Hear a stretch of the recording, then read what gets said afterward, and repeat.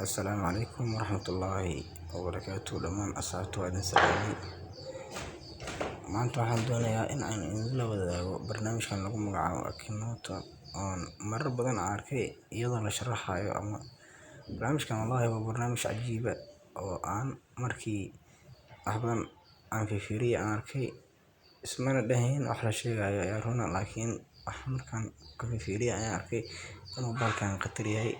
sababtoo tahay dadaan weydiiyay oo isa saaray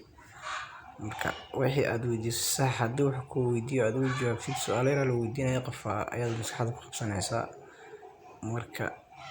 su'aalahaas uu kaa weydiinayo haddaad sax ugu jawaabto maxay ahayday inuu soo saaray u dhowdahay ama soo qabanayo marka maanta waxaan doonayaa bal in aan weydiiyo ama shakhsi inta badan aan caalamka la aqoon laakiin caan ah aduu la yaqaano laakiin saasna lagu waalin macnaha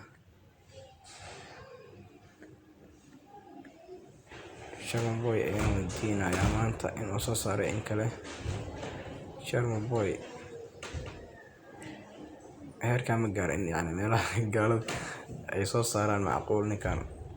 basaan laakiin maskaxda ku qabsanaynaa bari aan leenahay qof jira miyaa ahaa mise qof sax yes that's famous for playing video games YouTube no gabar maahan 35 maya 35 markaa is a director sign that's works and probably America maya America ma Croatia ma ku nool yahay maya udhowdahay iskale probably no European maaha muslim waaye carabku ma hadli karo 10 wolf play no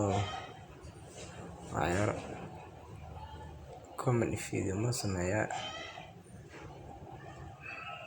udhowdahay and is like is a character in a part of the no Pakistani miyaa maya Indonesian miyaa maya kama imaado anuu dhahay toban maxaan meeshan kama imaado is a character little sister gabar maakeero mana aqaan wallahi Iranian ma ahan waxaa la dhahay character life is their mother hooyadiis moola nool yahay miya ma garanayno is a character famous for hit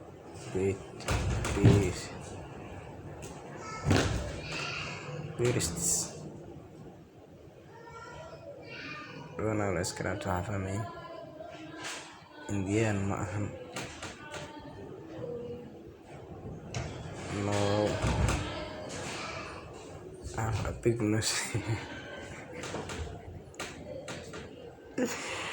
maya sawin muuriya kula Bengali ma ahan xaguna lagu wareegaya anaa maanta kaa waali waaye waa wareey waxaan waa naga yaabeeniyo waa kana I think of Sharma boy Somali rapper waa la soo qabto waxaa kale deeniyo balkan wallahi waa